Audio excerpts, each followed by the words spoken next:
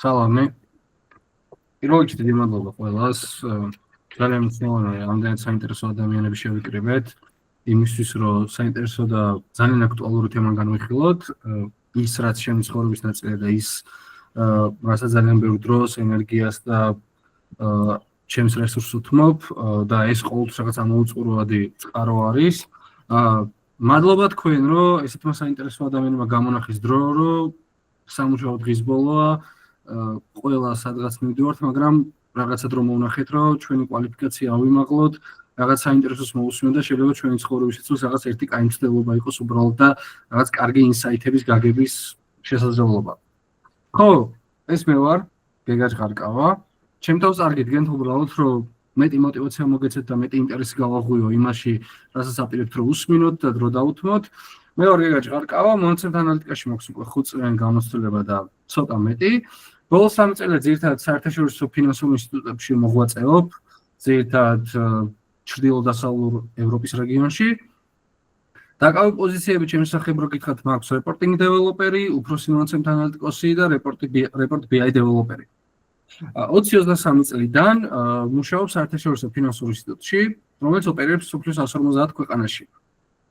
PACE-რა თუ გაგიგიათ, ეს არის საერთაშორისო გადარიცხვების სისტემა, რომელიც ძალიან მარტივი წარმოდგენა შეიქმნა, წარმოვიდგინეთ მსოფლიოს 150 ქვეყნის მოქალაქეები დაახლოებით 2-3 წუთის სიჩქარით რიცხავენ ნებისმიერ წერტილში და ნებისმიერ წერტილში.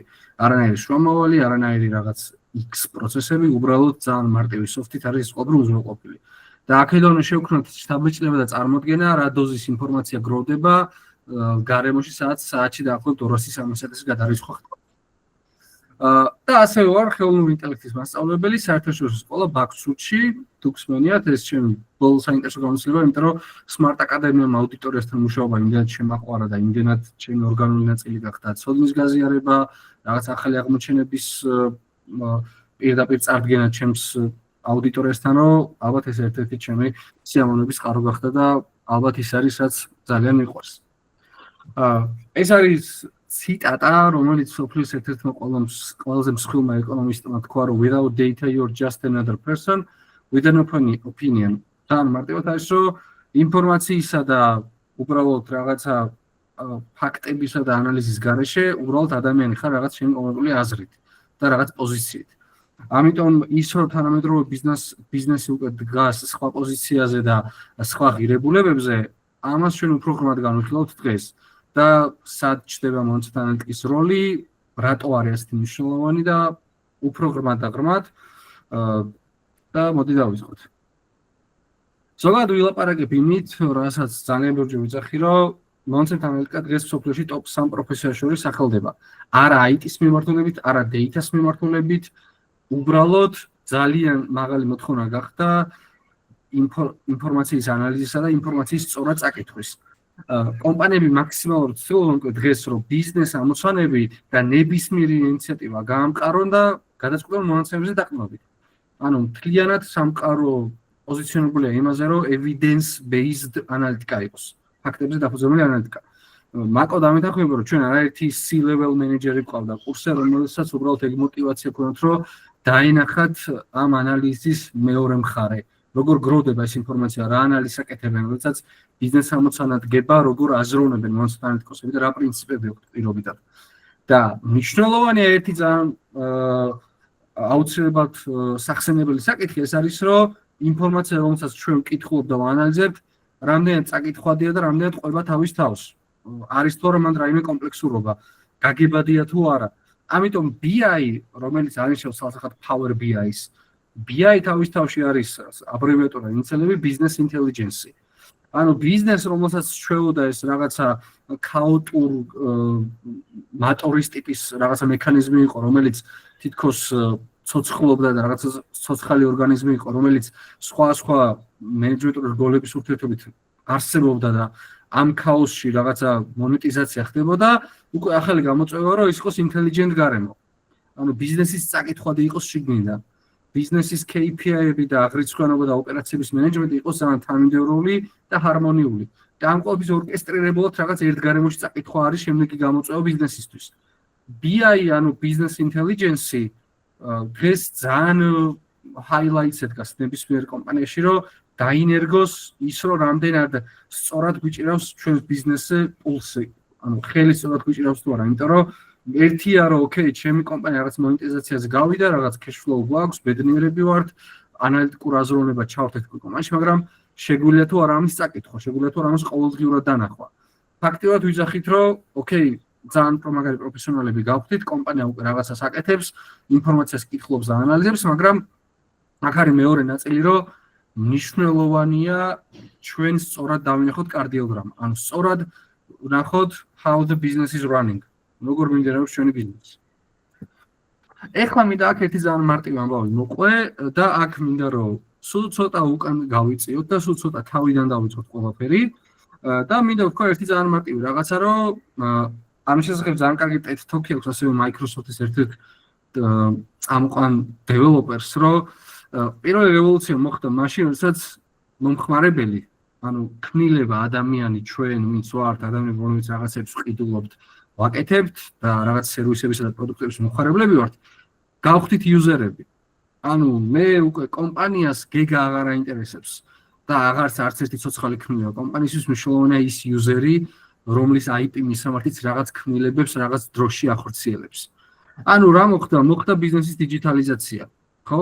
თლიანად, ანუ თლიანად შეიცვალა კომერციული აზროვნება, თლიანად შეიცვალა დღევანდელი კომპანიის არსებობის დაფუძნების და თუნდაც რეორგანიზების და აღდგენის საკითხები. შესაბამისად უკვე გაქრა მომხმარებელი და დაიბადა იუზერი, იმიტომ რომ ჩვენ ყველანი გავიდით დიჯიტალ სამყაროში.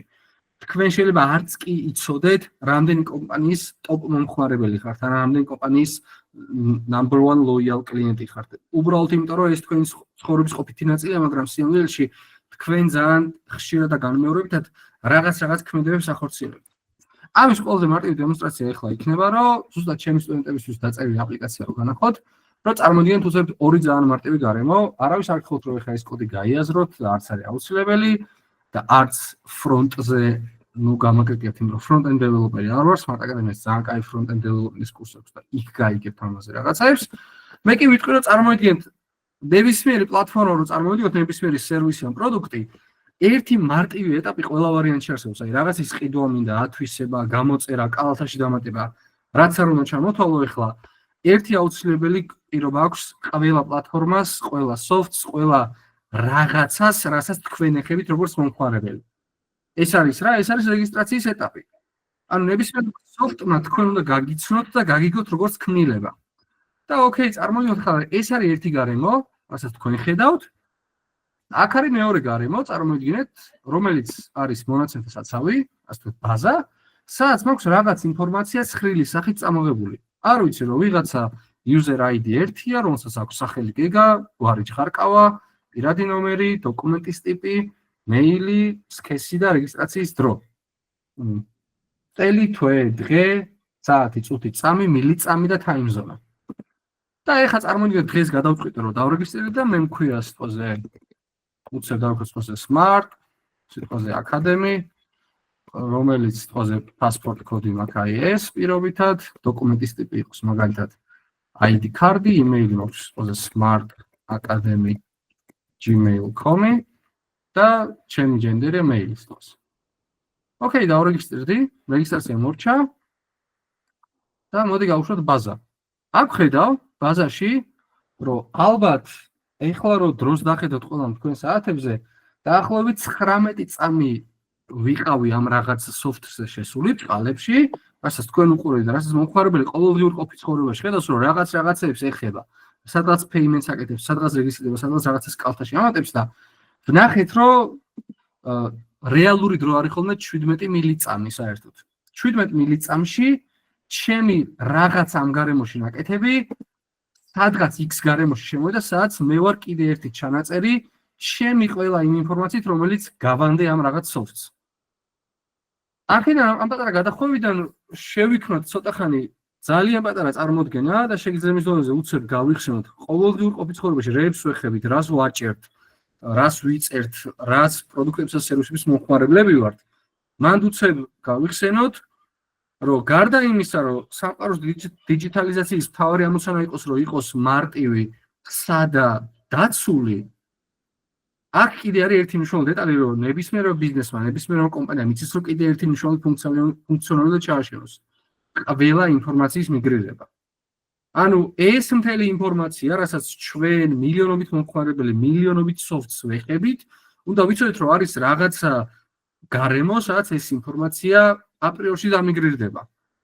და აუცილებლად არსებობენ ადამიანები, რომლებიც ამის ინფორმაციის წაკითხვისა და გაანალიზებისთვის არიან პოზიციონირებულები.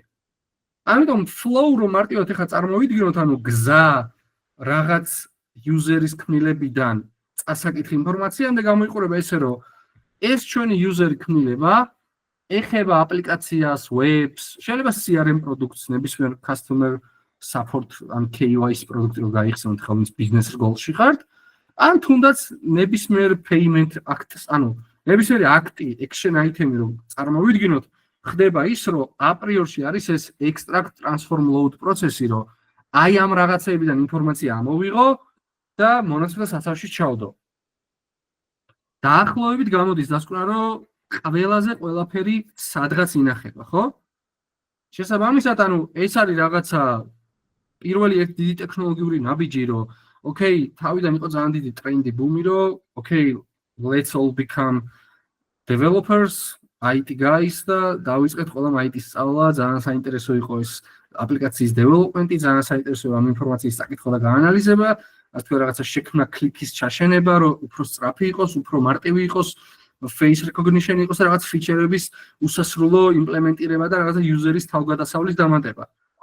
მაგრამ ეს ყველაფერი საერთოდ ვერ იქნებოდა ღირებული თუ ამ ინფორმაციას ჩვენ საბოლოო ჯამში არ წავიკითხავთ, იმიტომ რომ decision making ხდება ამ ინფორმაციის გაანალიზების საფუძველზე. თქვენთვის ყველასთვის ცნობილი Web 2.0 ტექნოლოგია. უფრო მარტივად რო ახსნა, თქვენ როდესაც რაღაცას ლაპარაკობთ, რაღაცას search-ობთ ან რაღაცას გაიფიქრებთ ხოლმე მაინც, რომ აუ ნეტა ეს პროდუქტი ან ეს სერვისი მინდა ან ნეტა რაღაც და უცებ აპლიკაცია და ის გარემო გაყრით ამ ინფორმაციის შესახებ, უბრალოდ გახრჩობთ ამ შემოთავაზებებით და კომერციული ოფერებით. ეს ყველაფერი დგას მოკლე დროში ინფორმაციის წაკითხვაზე და მოწოდებაზე. ანუ ფაქტიურად ყოველმა კომპანიამ უკვე მიიღეს გადაწყვეტილება, რომ ეს პროცესები გააავტომატურონ და ძალიან short run-ში, ანუ ძალიან მოკლე პერიოდი, ძალიან მოკლე დროში მოგაწოდონ ძალიან დიდი ინფორმაცია. რას გულისხმობს ახლა ამას კიდე ღრმად წავიდეთ.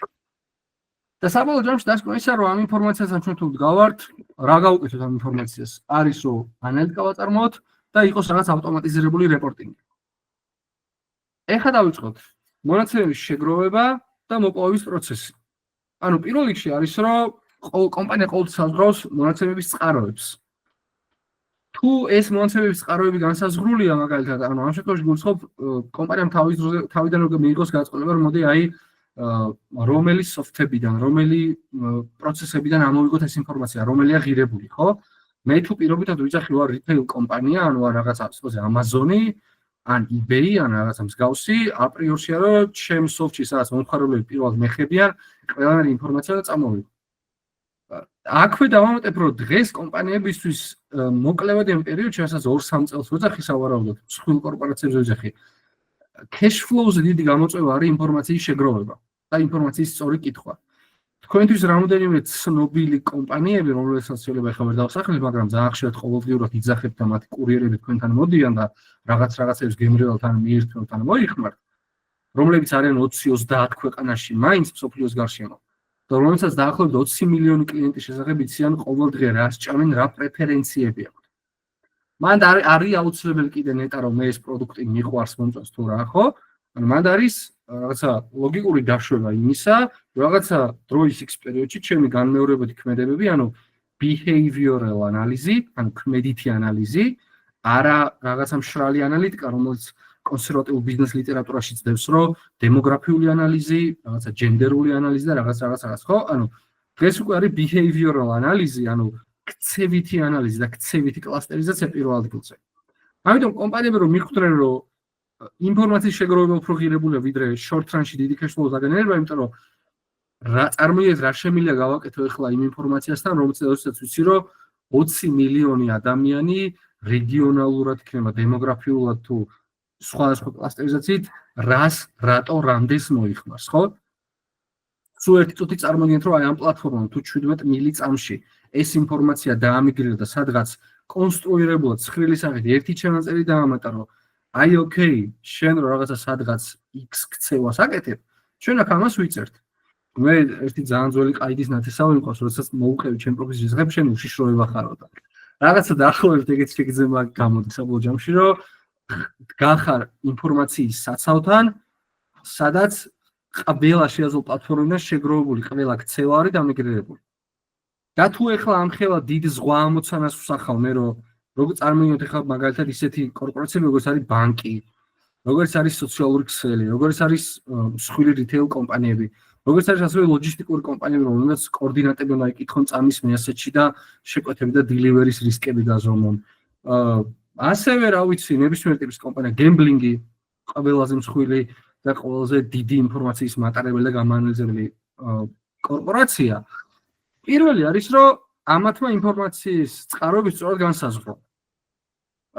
მეორე ამოცანა რაც არის, რომ მონაცემების მოპოვის მეთოდები და ტექნოლოგიები.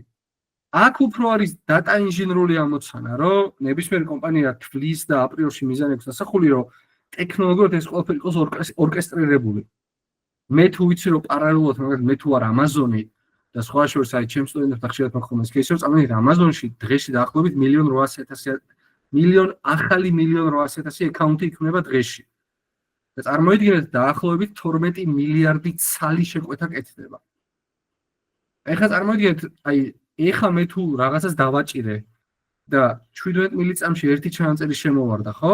ეხლა ეს აპლიკაციაა ჩემი, როცა მე ამას ჩავრთავ, რომ დემონსტრაცია მოვახდინო, როგორი მარტივი, სწრაფი და იდეალურია ეგ პროცესი, რომ შენი რაღაც შევსებული ველები აქ ცხრილში კონსტრუირებულად მიგრირდება, ეხლა წარმოიდგინეთ, რომ აქვს კომპანიას ამოცანა, რომ ეს 17 მილიარდი დაამიგრიროს, ხო?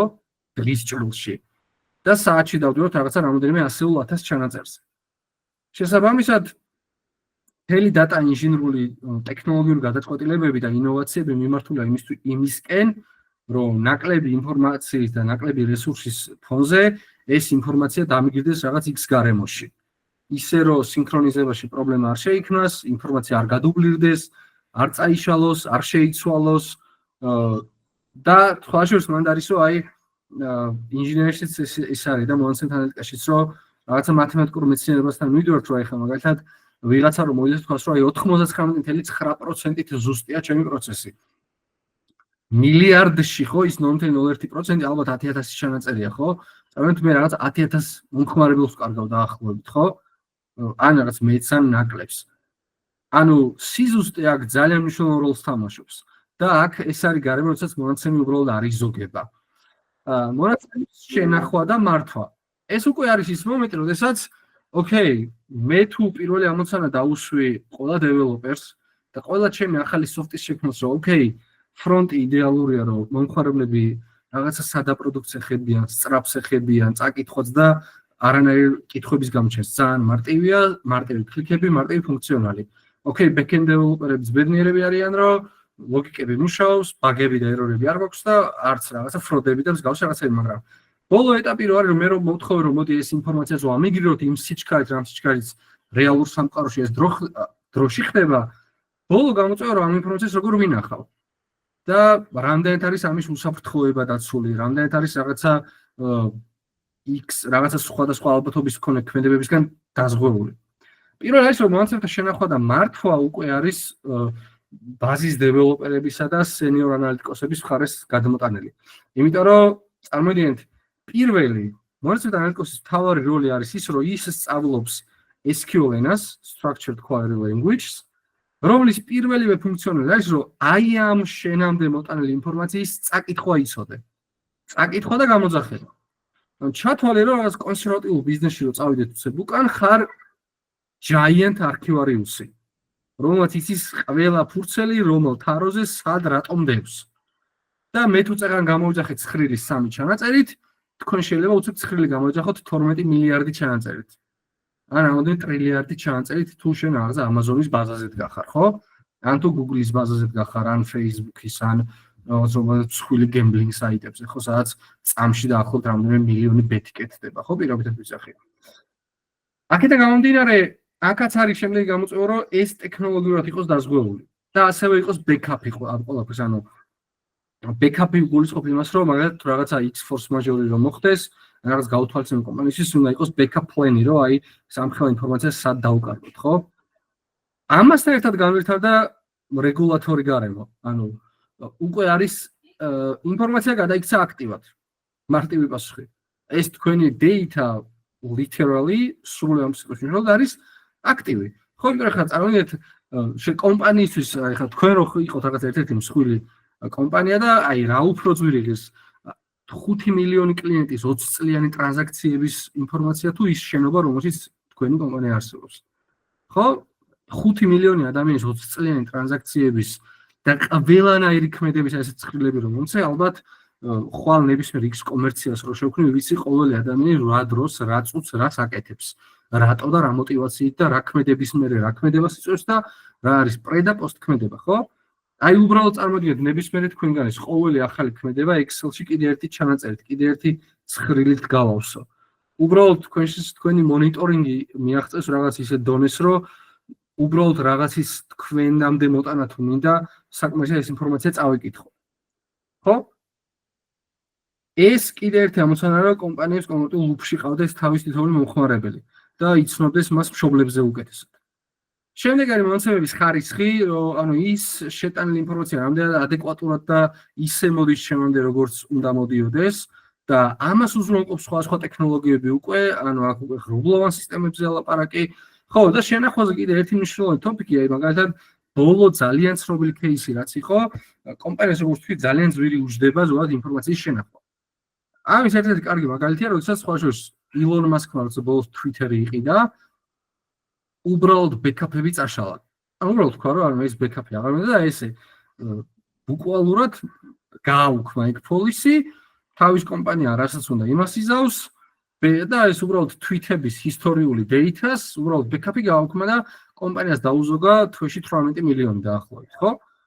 ანუ არის რაღაც decision maker-ები, რომლებიც უბრალოდ ხა ილონ მასკი მაგით გამოირჩევა, ალბათ რომ რაღაც მანქანას სადღაც უშვებს და რასაც უნდა იმას უზობს, როდესაც 400 მილიარდი გაქვს ალბათ. და ბოლოში მნიშვნელოვანი არის რეპორტინგის გარემოს შექმნა და ოპტიმიზაცია.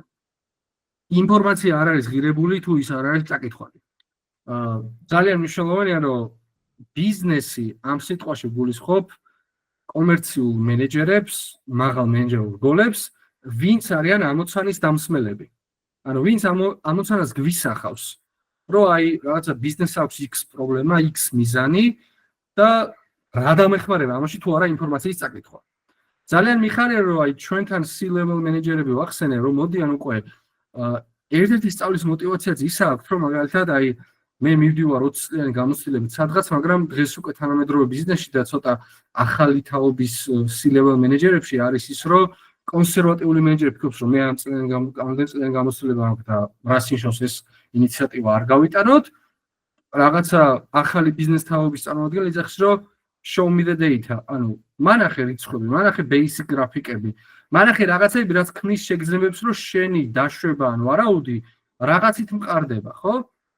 ამიტომ ოკეი, არსებობს ნდობაზე დაფუძნებული კონტრაქტები, მაგრამ დღეს უკვე ბიზნესის ხარჯად ფუნქციონირებს. და აქ მეცაც ვიტყვი, რომ ის ჩვენი კომპლექსური გაანალიზებული ინფორმაცია რამდენად სადად და მარტივად მოვყვებით, ეგ არის BI-ის და რეპორტინგის მთავარი გამოწვევა. მე ჩემმა ერთ-ერთმა დიდმა მენტორმა პირველად რომ მითხრა, რომელიც იყო ბიზნესის წარმომადგენელი, მან მქონდა ერთ-ერთი მთავარი გამოწვევა ის, რომ მან იყო მნიშვნელოვანი, რომ ძალიან მარტივი პასუხი მითხრა, რომ გეგა, ჩვენ არ ვართ ანალიტიკოსები, ჩვენ გვინდა ძალიან მარტივად მოგვიყვე ის რთული ამოცანები, რაც ჩვენ დაგისახეთ. უბრალოდ ძალიან რთული ამოცანა, რომელიც არის 100 KPI-სგან შემდგარი, მწვანე ან წითელი გითხარი, მწვანე ვიაროთ, წითელი გავჩერდეთ. ეს ინიციატივა გავიტანოთ თუ გავაჩერდეთ. Business intelligence-ის ამოცანებსაც ეგ არის, რომ გარდა იმისა, რომ ერთ სივრცეში იყოს მთელი ბიზნესი წაკითხვადი, რაღაცა დეშბორდებისა და რაღაც პერფორმანს ანალიზის საფუძველზე, მეორე ეს ყველაფერი უნდა იყოს აბსოლუტურად self-explanatory. ანუ თავისთავად უნდა ყვებოდეს, ძალიან მარტივად გაგებადი იყოს. ბორდის წევრი, რომელიც შეიძლება იყოს სრულად ჰუმანიტარი ტიპი, რომელიც უბრალოდ სხვა უნარების გამო არის იქ, სადაც არის და შეუძლია უბრალოდ ძალიან მარტივი მოლაპარაკებების და манипуляციების უნარით საუკუნის კონტრაქტი გაჭრას, იმანაც უნდა იცოდეს წაკითხვა შენი ძალიან რთული კალკულაციების. ეგ არის ჩვენი კურსის ერთ-ერთი მთავარი უნარი, რომელსაც overtime wizard და მან რაღაც პრინციპებს თავიდანვე მიერგავთ. გეგა? დავხსნე შეკითხვა? Sure. მეგობრებო, თქვენ ხომ არ გაქვთ შეკითხვა? Okay, მე კიდევ ერთხელ სავარაუდოდ ადრე მიკითხავს, მაგრამ გავაჟღეროთ მაინც. აი ამ პროცესში ვიდრე დაიგეგმება რა მონაცემები შეგროვდეს, ან რა ამოცანები გადავჭრათ ზუსტად მონაცემთა ანალიტიკოსის დახმარებით. რეები გამოიძახოს, რეები გაანალიზოს და დასკვნები დადოს. ეს წითელი და მწვანე რაც ახსენე.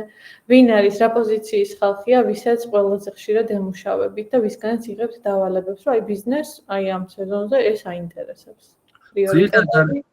ზირთად მიზნების და პრობლემების რაღაცა შტო და ნაწილი მოდის ყოველთვის C-level მენეჯერიდან, ანუ ჩიფებიდან. CFO, CTO, CPO არ ვიცი, ძალიან ბევრი. მან უბრალოდ თავი მომენტი არის შემდეგნაირი, რომ თუ ეს ინფორმაცია არის ცენტრალიზებულად რაღაცა ერთ სივრცეში შენახული, ნებისმიერ X კითხვაზე პასუხი დევს აქ. ანუ ეხლა უცებ წარმოიდგინეთ, სხვილ კორპორაციაში რამდენი X კითხვა არსებობს. თუ ვერ წარმოიდგინეთ, ძალიან მარტივად ვიტყვით, საქართველოში ერთ-ერთი ყველაზე საშუალო დონის ბანკში, სადაც მე მოღვაწეობდი, 6 თვეში პირადად მე 430 ამოცანას ვუპასუხე. ანუ 430 რაღაცა X კითხვაა, რომ აი ის ბრენდში იქ ამ დროს ესეთი ტიპის მომხმარებელთან როგორ იქცეოდა. მე ვიღაცას რაღაც სხვა ინიციატივა აქვს, ანუ ყველა მიცის, რომ რაღაცა ერთ გარემოში არიან smartest guy, ვიღაც ხალხი, რომლებიც აქვთ ყველა კითხვაზე პასუხი, იმიტომ რომ იციან ყველა ინფორმაცია სად დევს. ზუსტად რომელ ცხრილში ინახება რა ინფორმაცია როგორი სახით და როგორი ბიზნეს ლოგიკით. კომპლექსურია თუ არა კომპლექსური, ხო? ანუ წარმოიდგინეთ, ანუ თუ ჩვენ ვიძახით, რომ ეს ჩვენი ბიზნესი რაღაც ცოცხალი არსებაა, რომელიც ყოველთვის წინ უნდა მიდოდეს, უნდა ვითარდებოდეს, ბაზარს უნდა მიყვებოდეს, გამოწვევებს ლახავდეს და ეს მთელი ბიზნეს ლიტერატურის რომანტიკა, ანუ ეგ ყველაფერი ღირებულებას დაკარგავს, თუ შენ ამის პერიოდული ანალიზი არ აკეთე და პერფორმანს არ უყურე. კარდიოგრამა თუ არ იკითხე და პულსზე ხელი არ გეჭირა, ამ ინფორმაციას ვერ წაიკითხო. შესაბამისად, მაკოს კითხვა რო შევაჯამო არის ესეთი, რომ ძირითადი ამოცანა მოდის ყოველთვის C-level managementიდან და შენ გამოცდილებაში, ავი, ჯუნიორი რაც აღარ ვარ, შენ ბოლო 2 წელიწად ნახევარი, უბრალოდ ბოლო 3 წელიწად ნახევარი იყო ის, რომ ძირითადად დირექტორატისგან მოდის რაღაცა დიდი მიზნები. და ჩვენ გვიწევს ამ დიდი ინფორმაციების და პროექტების გაანალიზება და რაღაცა ანალიტიკური დასკმის დადება და ასევე რეკომენდაციების გაწევაც ასევე. და ბოლო ეტაპი რაც არის, თქვას რომ უკვე, როდესაც შენ უკვე ხვდებიან, რომ გაქვს ის უნარი, რომ ძალიან კომპლექსური ამოცანა წაიკითხო, ბაზიდან გამოიძახო და დაამუშავო და მიაწოდო ბიზნესს. ბიზნესმენმა გვეუბნება, რომ ოკეი, მოდი გაძლევ თავისუფლებას და ინსაიტი შენ მოგვეცი. აქ უკვე მონაცემთა მეცნიერებაც შემოდის, რომ მონაცემთა მეცნიერებს აქვს რაღაც კონკრეტული მათემატიკური მოდელირების სისტემები, რომელსაც უკვე თვითონ დებს რაღაც ინსაიტებს, ანუ მიგნებებს და დასკვნებს.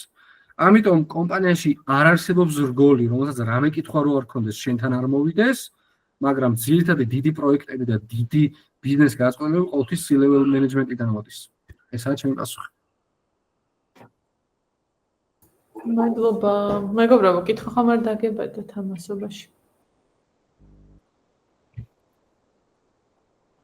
და როდესაც გაქვთ ეს ამოცანები, რა სიხშირით ხდება გაცნობა, ძირითადად ხოლმე აი ერთკვირიანი ისინი გეგმები გაქვთ თუ ერთი თვის თავზე ხვდებით და აჯამებთ ამ დასკვნებს თუ როგორ ხდება ხოლმე, რამდენად აი ყოველდღიური დასკვნები?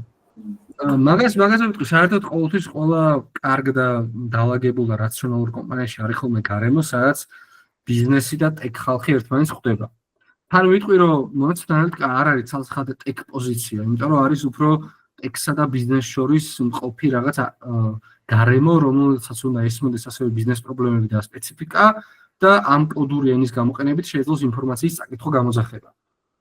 უბრალოდ არსებობს მოკლევადიანი და მარტივი ტიპის ამოცანები, რომლებიც მოკლე და კონკრეტულ პრობლემებს ჭრის და არსებობს რაღაცა გზელოვანი პროექტები, სადაც ეს ინფორმაცია დრო და დრო უნდა გაანალიზდეს. ჩემი პირადი გამოცდილებით გეტყვით, რომ მაგალითად თუ არსებობს რაღაცა წელიწადში ერთხელ გასაშვები რეპორტი, წელიწადში ერთხელ მისაწოდებელი ანალიტიკური დასკვნა რაღაც კონკრეტულ საერთაშორისო მარეგულირებულ კომპანიებთან, არ ვიცი მე ადგილობრივ რეგულატორისთან ხო ზოგადად კომპანიებს ეგ გამოწვევები აქვს ხოლმე რომ არიან სხვადასხვა მარეგულირებლები რომლებიც ამ ინფორმაციას სავალდებულოდ ითხოვენ და კონკრეტული ლოგიკების მეშვეობით აპირებენ ამის გაანალიზებას და ასევე საერთაშორისო ბაზარზე გატანილ კომპანიებს აქვთ ხოლმე რომ მაგალითად რაღაცა X ბაზარზე გვინდა შესვლა რაღაცა X ქვეყანაში ამიტომ ეს ქვეყანა რომ ჩვენ აქ შევიდეთ გთხოვს რაღაც ამ ინფორმაციას და გარდა ამის არის ხოლმე რომ მაგალითად ახალი პროდუქტის ჩაშვება გვინდა ახალ სეგმენტზე გასვლა გვინდა რაღაც ისეთი დიდი სტრატეგიული გაწყვეტილებები და მოდი ამის ფონზე ვისწავლოთ ჩვენი ისტორიკალ გამოცდილება ანუ ნახოთ მაგალითად იმ კლასტერთან მუშაობამ რა მოგვიტანა დაახლოებით რა პერიოდს ნახულობთ ხოლმე ძირითადად 6 თვეს 1 წელს ძირითადად ხოლმე რავი დაახლოებით 4 წელზე უკან გახედვა არ არის რაციონალური მაგრამ გააჩნია ამოცანას არის ხოლმე რომ მაგალითად აი გაწყობა მივიღეთ და მოდი აი კვარტლის ჭრილში გვიდა რომ დავაკვირდეთ როგორია მომხმარებლის ქცევა ამის ფონზე მაგალითად ანუ არის ხოლმე რომ მაგრამ მანდაც კიდე ერთხელ მივიდივარ იქ რომ მაგალითად როდესაც რიტეილ კომპანიასთან მქონია აუთსორსზე შეკვეთა რაღაცა 6 თვიან 4 თვიან პროექტებში რომ ჩავრთულავ part time-ზე ყოველთვის იყო ხოლმე გამოსწრება რომ მაგალითად აი რაღაცა ახალი ფიჩერი დავნერგეთ და ბოლო კვარტლის ანალიზი გვინდა მაგრამ არსებობს მაგალითად გემბლინგი რომელსაც ბოლოს 3 წუთის დატა თუ არ მიაწოდე და არ წარადგინა დაიღუპება. ანუ შენ თუ ხედავ რომ მაგალითად მერაბ დვალიშვილმა პირველ რაუნდში ისე ცემა რომ მოკლა რამის, შენ ის მონაცემებმა წაიკითხო რამდენმა გაზარდა ბეთი რომ ის კოეფიციენტი თუ არ დაწია, უბრალოდ იმ წუთას გაკოტრდება. ანუ არიან დინამიური ბიზნესები, რომელსაც იმ წუთს სჭირდება ინფორმაციის მიწოდება და ლაივ პერფორმანსის საკითხვა, არსებობენ ბიზნესები, რომლებსაც გუშინდელი დატა უნდათ, ან გუშინწინდელი, ან 2 წლის წინანდელი. ამიტომ ძირითადად ხოლმე ვტრიალებთ რაღაცა 1 წლიან day range-ში და უფრო დიდი პროექტები გვაიძულებს რომ უფრო უკან და უკან გავიხედოთ. აუცილებლად არის ხოლმე ხა დანერგილი time series ანალიზი. კომპანიები ხა უკვე ნელა მიგიან ცოტა ანუ მოასენთან ანალიტიკოსებთან ერთადაც იზრდებიან ამოცანის შემქმნელებიც და პრობლემის წყაროებიც რომ აი უკვე ხედავენ სხვა გზით ამ ყველაფერს რომ აი მოდი შარშან ამ დროს გავანალიზოთ რა ხდებოდა სიტყვაზე ხო ან time series ანალიზი ვინც მენია ხო და უკვე დღეს ხდებიან რომ მომხმარებლის კლასტერიზაცია არა შემოსავლით და სქესით და რეგიონით განსაზღვროთ. მოდი მომხმარებლები დავაკლასტეროთ მათი ქცევებით. მათი რაღაცა მერექცევების ქვექცევები შეიძლება გავხდეთ და მაგათი რეიტინგი მოხდეს. და თქვენ შეიძლება წარმოიდგინოთ კარგოდეთ რომ რაღაც X კომპანიის სუპერ ლოიალ მომხმარებელი ხართ და მაგათთვის ნომერ პირველი ხართ. ისე რომ ამას შეიძლება ვერც აცნობებით, იმიტომ რომ თქვენი ყოფილი ცხოვრების ნაწილი რაღაც გადახდები, რაღაცების გამოწერები, რაღაც ქმედებები და შეიძლება მაგათ მომწესოს როგორ ავსებთ თქვენი action item-ებით, არც კი წარმოგიდგენიათ. და ბოლო დასკვნა გავაკეთო სხვა შორის, აი ხა ჩვენი data team-ი სადაც ახლა მუშაობ, ანუ მონაცემთა ანალიტიკის გუნდი, პირველი კვარტალი არ იყო დასრულებული, რომ team lead-მა მოგვილოცა, გილოცავთ 2000 ამოცანა ამოხსენითო. ხო და ანუ წარმოგიდგენ რომ კონდეს ამოცანები არ ილევა უბრალოდ. ანუ უსასრულოდ ბიზნესი აპირებს რომ დაიხვეწოს, იპოვოს სადღაც key point-ები, რომ აი აქაა გასაღები რომ გავზარდოთ, აქაა გასაღები რომ შევკვეცოთ, აქაა გასაღები რომ დავაოპტიმიზიროთ. სულ რაღაც კითხვებს სვავენ product owner-ები, მარკეტინგის ლიდები, რეგიონის ხელმძღვანელები რომ სულ რაღაც იპოვონ. ეს data driven mindset-ი რომ შემუშავდება და გავარჯიშდება დარწმუნებული ვარ კი რა ეგრე იქნება რა. კითხვებია შემოსული, მოდი წავიკითხავ. AI tools რამდენად არის ინტეგრირებული პროცესში, რამდენად იყენებთ ანალიზის დროს? და რამდენად აქვს მომავალი data analytics, ხომ არ ჩაანაცვლებს მალე AI-ო?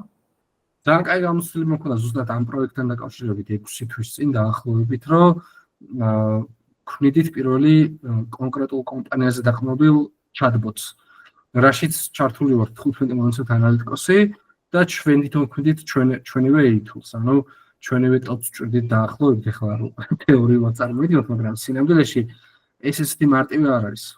იმიტომ რომ აქ იყო მნიშვნელოვანი კონსტრუირება იმის, რომ რამდენად შეძლებდა კონკრეტულად ამ კომპანიის ბაზაზე მორგებული AI tool-ი ინფორმაციის წაკითხოს მაგალითად.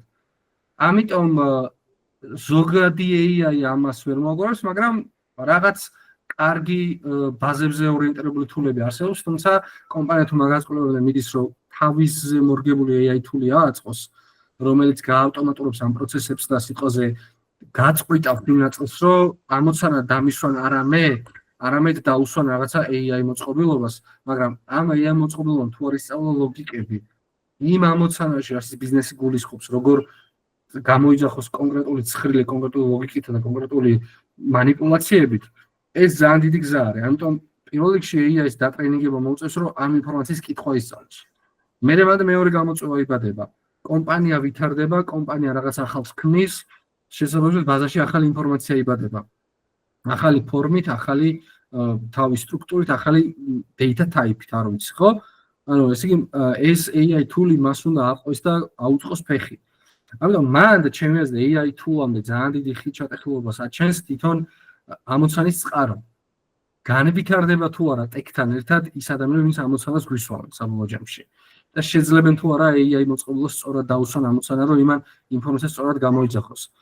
ამჟამინდელი AI tool-ები პოზიციონებულია რაღაც კონკრეტულ ინფორმაციაზე, რომელიც არის სასრული, არ ვიძახი რაღაცა ბოლო აპდეიტებზე და ბოლო განახლებებზე და ამიტომ შეიძლება ამოცანის accuracy-ში იდგეს ძალიან დიდი პრობლემა. იმიტომ რომ მე ვილაპარაკებ flow-ზე, როგორ მოდის პრობლემიდან, როგორ ვიწყებთ და როგორ მივდივართ საბოლოო ვიზუალამდე.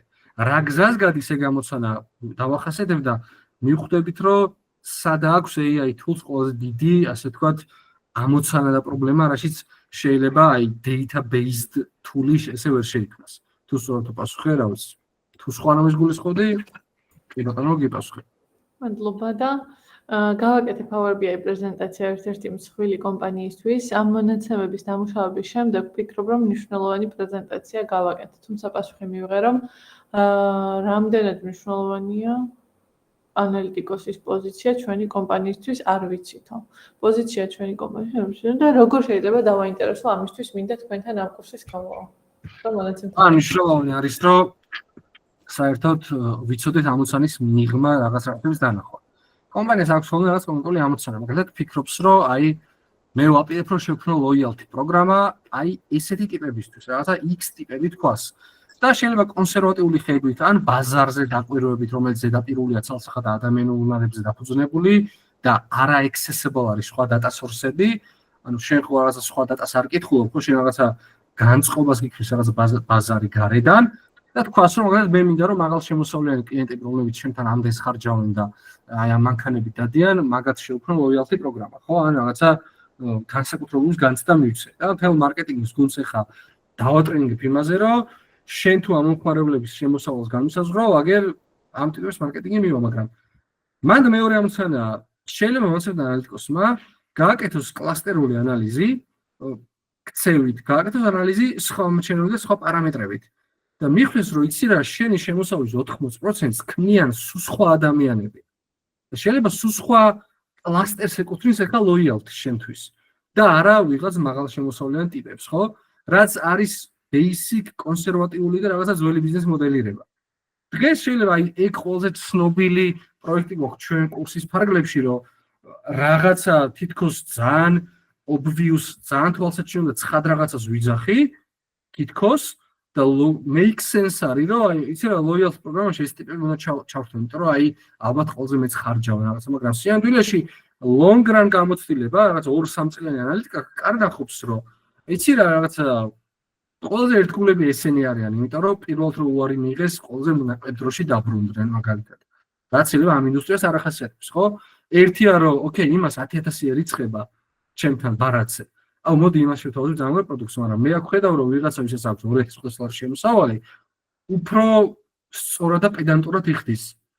და შეიძლება მან მაკროეკონომიკური ანალიზია, რომ დაბალ შემოსავალი ხალხს აქვს ფილინგები, რომ ისინი ფროჩი არ მოხდნენ, რაღაცა შიშები არ დაემართ, ხო? ანუ არის რაღაცა კორელაციების დანახვა, ანუ კორელაცია რაღაცა ერთქმედებასა და მეორქმედებას შორის, მომცემ ანალიტიკოსმა თვითონ უნდა გააჩინოს. ჩემი პირველი რეკომენდაცია, მიეცი ინსაიტი, რომელიც არ მოუციათ შემთთვის. ანუ იფიქრე ამოცანის მიღმა უბრალოდ. ის კითხვა, რომელიც არ დაუსვიათ, აი, ეხა შენ დაინახე, ეგ მიგნება, რა ვიცი, შემიძლია გემუშაო და დაგეხმარო მაგ პროექტში თუნდაც იმაში, რომ აი, მოდი წავიკითხოთ ერთ-ერთი ინფორმაცია და ვნახოთ, არის რაღაც კორელაცია, მიეცი რაღაც ინსაიტი შენი, ვაფშე, არც რო უკითხავთ. და შეიძლება ეგ დაგეხმაროს მაგაში. მე მქონდა ერთი ძალიან კაი გამოცდილება, რომ ერთ-ერთი პროდუქტით შეიტანეს ერთ-ერთ საერთაშორისო კომპანიაში მუშაობდი, ეს კომპანია იყო სამ ქვეყანაში და ერთ-ერთ ქვეყანაში გავიდნენ რაღაც პროდუქტით.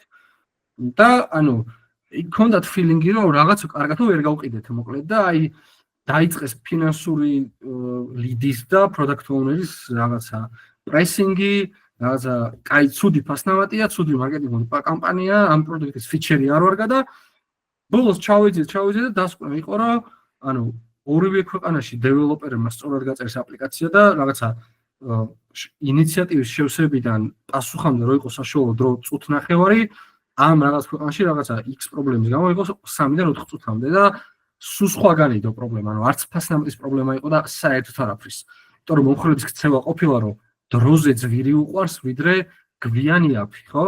ანუ მომხრეების ქცევა თურმე ეგეთ ყოფილა. ხა ეგ რაციონალურად არ არის რაციონალური, ეგ ჩვენ ხო არ გვაინტერესებს. ჩვენი ერთი ამოცანა, რომ ვკითხულობთ ფაქტია და ვაწვით ბიზნესს. რომ აი ესეთი მომხმარებლები ყავს შენ. ხო?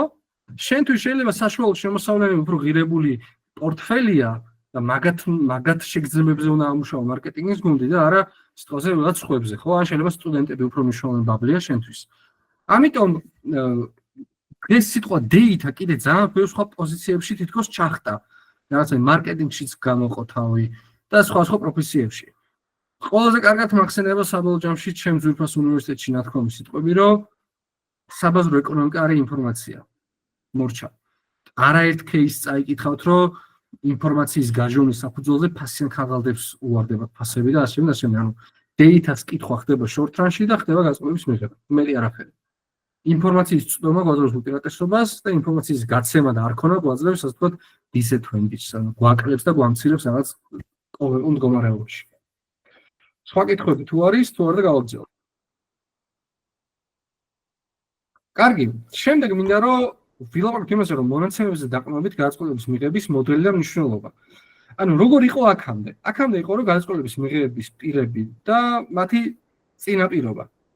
ანუ ჩვენ არაერთი ბიზნეს кейსთან ისწავლეთ თქვენ ალბათ რომ იმას ქარხანა დაიწყო, იმან რაღაცა არ ირწმუნა თავის თავი და ბოლოს რაღაც გააკეთეს და მოხდა.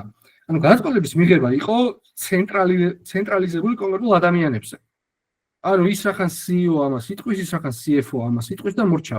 ამას ვიზავთ და ის მოაწერს ხელს და ეს რაღაცა მშრალი მოდელი იყო, ხო? მეორე იყო რომ რა თქმა უნდა თუ ადამიანზე არის ცენტრალიზებული გადაწყვეტილების მიღება, რა თქმა უნდა არის სუბიექტურობის და ინტუიტურობის რისკი. ანუ ინტუიცია არის არარაციონალური, რაც ფილინგია, თუ გაამართლა მე მაგარ ბიზნეს ლიტერატურაში ქმნიან და ჰოლივუდი კინოს გადაიღებს, თუ არა და უბრალოდ სუბიექტურობის გამო ეგ ინიციატივა ჩაიხშობა. ან ნახეთ, პირველი რომ ადამიანზე იყო კონცენტრირებული, მეორე ადამიანი აუცილებლად სუბიექტურია და მესამე თუ ამ პრინციპს მიყვებით არის trial and error. ანუ ცდა და დაფეილება. ცდა და თუ success-ი გაქვს, okay, სწორგაწყვეტილება, trial and error-ი არის დაფეილება. მაგრამ trial და success-საც სხვა warning-ია. უკეთესი success თუ არსებობს, ეს იგი ეს fail-ად შეგვიძლია ჩავმივიჩნიოთ. ხო? რაღაც გარკვეული კუთხით. ამიტომ აქედან გამომდინარე არის ხოლმე რომ ბიზნესმა მაგ თავპირის მტროვით იქამდე მივიდა რომ ძვირი დანახარჯია არაგაანალიზებული და არადაგეგმილი რეალობაში ბიზნესში შესვლა. რა ხდება დღეს პირველ რიგში? მონაცემების შეგროვებისა და სტრუქტურირებული შენახვის კულტურა გაჩნდა. ანუ მოდი ერთ ადამიანზე მოსმენი და დელეგირების გამოცხადით, დელეგირება გამოუცხადოთ უბრალოდ მეცნიერებას, მათემატიკას, დავითვალოთ ადამიანები, დავითვალოთ ინიციატივები, რაღაცა გადავაგზავნოთ მრიცხულ მნიშვნელად და რაღაც კონკრეტული პრობლემები და ამოცანები მათემატიკურ პერსპექტივაში დავინახოთ და სტატისტიკურ პერსპექტივაში. მონაცემების სწორად კითხვა და კოეფიციენტები და KPI-ები ბიზნესისთვის. დღეს უკვე ყველა ბიზნესს აქვს თავის კონკრეტული KPI, ანუ ასე ვთქვათ, key performance indicator-ი, ანუ კონკრეტული კოეფიციენტი ან რაღაცა ცვალი, რომელიც საზღვრავს კარგ ცუდობას. და ასე შემდეგ და ასე შემდეგ. და ბოლოს არის მომხმარებლების ქცევის სწავლა. კონკრეტულ დროში ჩემი ქმედებებით რაღაც კონკრეტულ ბაბლს ვეკუთვნ საბოლოო ჯამში. მონაცემთა მეცნიერება ამაზე დგას როგორც მოდელიური პრინციპი და არა ბიზნესის პრინციპი. შემდეგ data analytica ბიზნესში. პირველი არის რომ სწორად მოხდეს ინფორმაციის მოძიება და ბაზიდან ამოღება. ანუ როდესაც რაღაც ბიზნესი ამოცანას გისახავს, შენ უნდა გესმოდეს რომელთ ხელს უნდა კითხო, ეს ინფორმაცია რა ფორმით ინახება. გვაქვს კი საერთოდ ეს ინფორმაცია? ან გვაქვს თუ რა შესაძლებლობა ეს ინფორმაცია შევინახოთ და წავიკითხოთ? იქნებ შეიძლება მონაცემთა ინჟინერს დაუსახოთ ეგ გამოცანა, რომ არა, მოდი პლატფორმაზე აგერ ფრონტზე ვხედავთ, აი ნახეთ, ფრონტზე რო გავხსენე შესავსები ველი მაქვს, მაგრამ ბაზაში არ მაქვს. მან შეიძლება გაჩნდეს ამბავი, რომ მოიცა თუ ველია შესავსები და თუ ყველა ველს მონაცემებში ვამიგრებ, ეს რატო არ გვაქვს? ლეგიტიმური კითხვაა. ამიტომ ხშირად არის ხოლმე, რომ შეიძლება რომ ძალიან მარტივად ეს ინფორმაცია ვიცოდეთ არსებობს თუ არა, რა ტიპით, როგორი სახით არის შენახული და ამის წაკითხვა რა უპირატესობას გვაძლევს და ბიზნეს როგორ ეხმარება თავის პერფორმანსში. პრობლემიდან ამოსული კოეფიციენტების და KPI-ის დაგენერება. ბიზნესი როცა ხედავს რა არის მაგის fail-ის თუ success-ის გამომწვევი მიზეზი, ანუ წარმატების თუ ასე ვთქვათ დამარცხების მიზეზი, არის თავარი мотиваცია ის, რომ ეს ყველაფერი გადავაქცევთ რიცხულ მნიშვნელად. სტატისტიკურად წავიკითხოთ. პარალელი და კორელაცია გავაკეთოთ რაღაცასთან, რომ მივხვდეთ, რომ არის თუ არა ამათ შორის მიზეზშედეგობრივი კავშირი.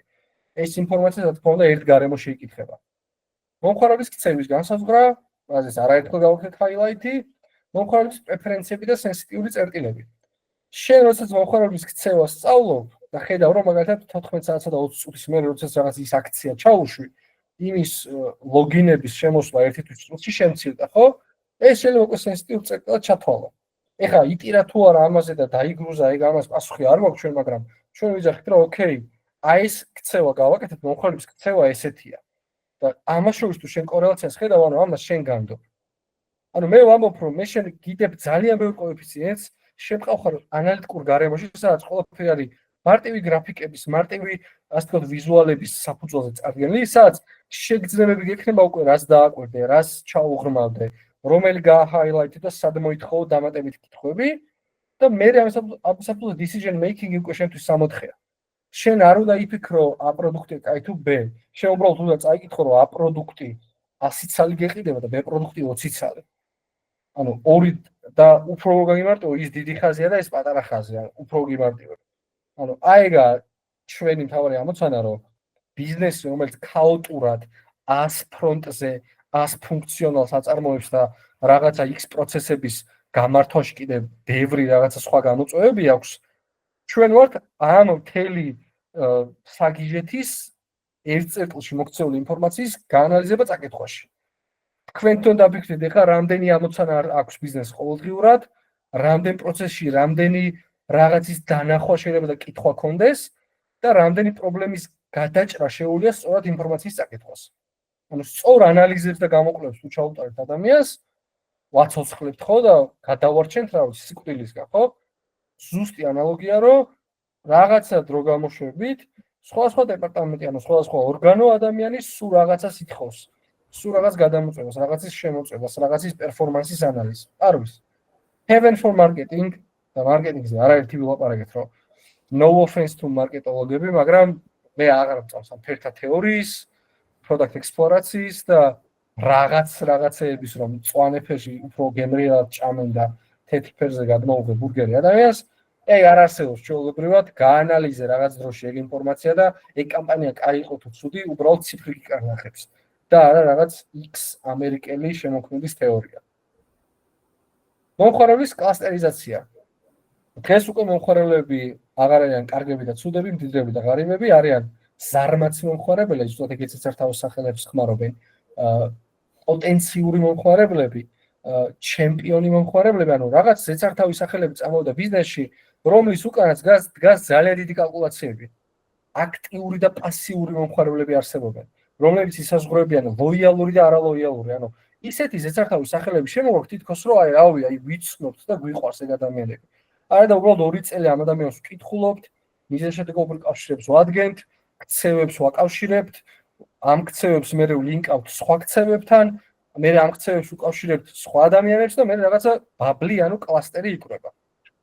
ამიტომ დღეს თქვენ რაღაც კომპანიის ბაზაში მდიდარ ღარიბი კლიენტი და ქართველ თბილისელ კლიენტი კი არ ხართ, ან ბათუმ თბილისელი. თქვენ ხართ მაგალითად ლოიალური კლიენტი, რომელსაც ფასი რო დაუგდო, უფრო კი არ მოვა, არამედ მაღალ ფასზე უფრო განსაკუთრებულს განცდა ექნება და უფრო იყიდის. აი ეგეთ კლასტერში შეიძლება იყოს თქვენ და დაახჯანჩი 100,000 ადამიანი.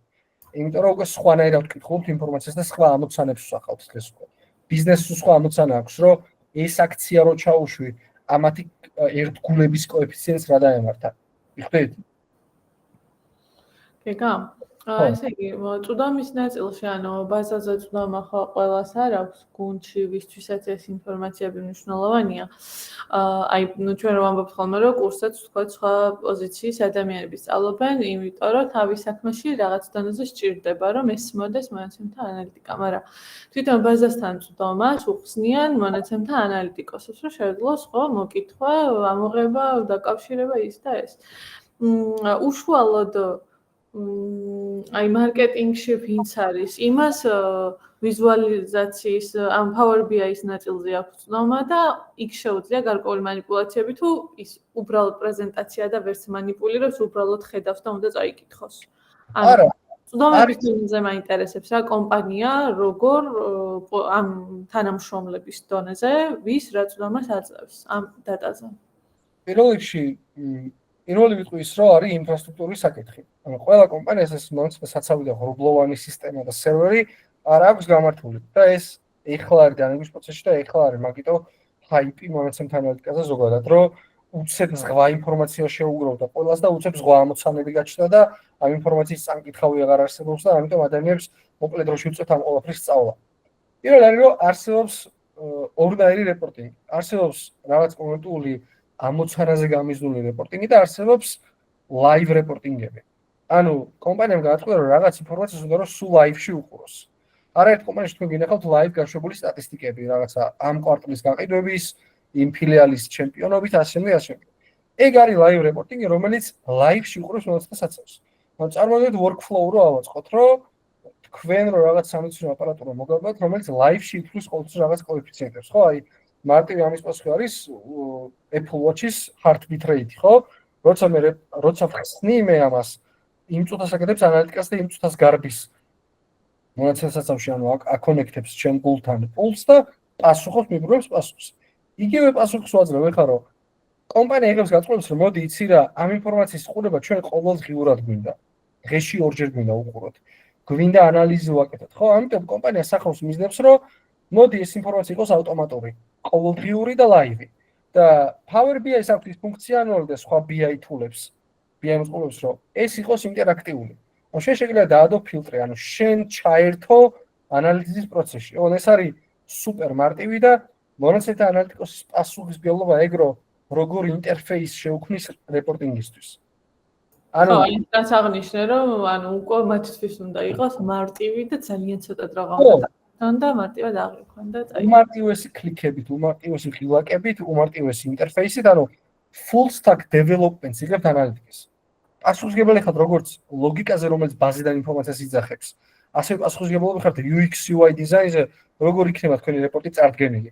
რა ღილაკები ექნება, ამ ღილაკის საფუძველზე რა манипуляციას გაივლის თქვენი ინფორმაცია, ხო?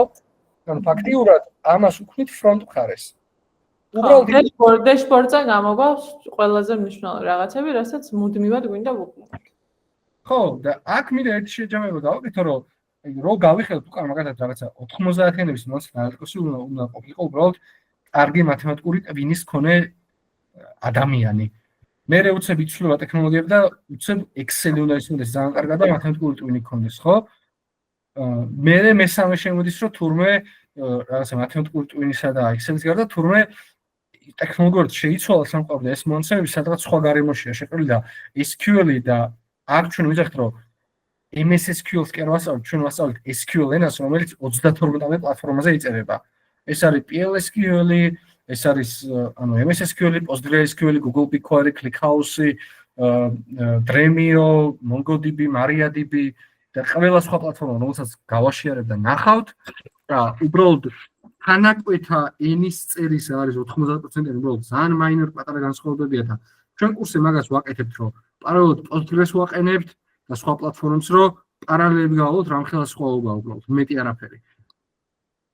და შესაბამისად არის ხოლმე კომპანიებში ისეთი, რომ მაგალითად შეიძლება მარკეტინგის გუნდში იყოს, რომ მოდი გადავატრეინინგოთ ადამიანები, რომ იცოდნენ თვითონ ამ ინფორმაციის საკითხვა მაგალითად, მაგრამ ძირითადად არის ხოლმე Access-ი, არის გამართვა, რომ აი business intelligence-ის სიტყვაც ფილოს მაგას ვკარნახობს, რომ იმ არატექ ადამიანისთვის ის манипуляция შენ ღილაკის დონეზე უნდა გააკეთო და არა რაღაცა კითხვა რომ გაუჩნდეს, ახალი კოდი კი არ გადაწერო, ამ გარემოში შეუქმნა ეგ ჰარმონია, რომ აი მაგილაკს რო დააჭერ, მაგ რეკალკულირებას გააკეთებ. და ანუ შენ დეშბორდზე სულ სხვა კოეფიციენტი დაგიждდება და მე კოეფიციენტი შეიძლება რიცხულ მნიშვნელი გაცვალოს, ან არ ვიცი. ეგ უკვე ბიზნესი დამისვოს მაგ გამოცანას. ხო, და ამ დროს შეიძლება რომ ზუსტად აი თქვა დამწყების შეცდომებსაც რომ შევეხოთ, ალბათ ეგ არის რომ არასწორად დააკავშიროს რაღაც დატა, არასწორად წამოიღოს და შემსავალმისად დეშბორდზეც არასწორად მიჩვენოს ხო და არასწორად დასკვნები გავაკეთოთ. ძალიან საინტერესოა. ოკეი, ანუ ვიღაც ტესტავს მაგას, რამდენად სწორად წამოვიღე ბაზიდან, ამოცანა რამდენად სწორად გავიგე, სწორი ველებიდან წამოვიღე და ვაკავშირე და რაღაცები დავაჯამე და ბიზნესაც აქვს ყოველთვის ერთ კაის ტყობთ ამერიკელებს gut feeling-ი, ანუ რაღაცა შეგძნება მაქვს, რომ ეს ინფორმაცია არ არის ლოგიკური. ამდენი არ უნდა იყოს. ხო. რაღაცა თქოს რაღაცას გძნობთან გვესმის, ხო? მაგრამ მნიშვნელოვანი დეტალი არის მანდ ის, რომ საერთოდ ამოცანის დამუშავების და გაანალიზების პროცესში მნიშვნელოვანია, რომ ბიზნეს რაღაცა მაგალითები მოუყვანოთ, რომ აი ამას გულისხმობ, იმიტომ რომ ერთი არას გეკითხება და მეორე რას გულისხმობს ამაში. ხო, რაღაც მაგალითად აპლიკაციის success rate რო გეკითხება, შეიძლება თქვენ გაქვთ აპლიკაციის სტატუსები, რომ success, ხო, მაგალითად. და დანარჩენია reject, failed, რაღაცა და შეიძლება მისთვის pending სტატუსი ასევე success-ია, იმიტომ რომ იცის რომ pending-ი success-ით თავდება. ეს მე არ ვიცი მომცეთ ანალიტიკოსმა ახლა, იმიტომ რომ მე ბაზაში ვხედავ და ჩემი educational guess-ით ვაკეთებ მიგნებას, რომ ანუ ჩემი გამოცდილებითა და რაღაცა ინტუიტიური ლოგიკით მიდივარ, რომ ეს არის success rate. როდესაც success აპლიკაციებს ყოფ ზოგადად აპლიკაციების რაოდენობაზე, ხო, მაგრამ იქ უცებ შევიდეს სხვა თამაში, რომ იცი რა, თუ ეს кейსი მოხდა და აპლიკაცია ესე დასრულდა ამ დროს დაწყებული, ეგეც success-ია ჩვენთვის. და ეგ შეიძლება არის კონკრეტული ბიზნესური ლოგიკა. ამიტომ ამოცანის refinement-ი უფრო დიდი პროცესი არის.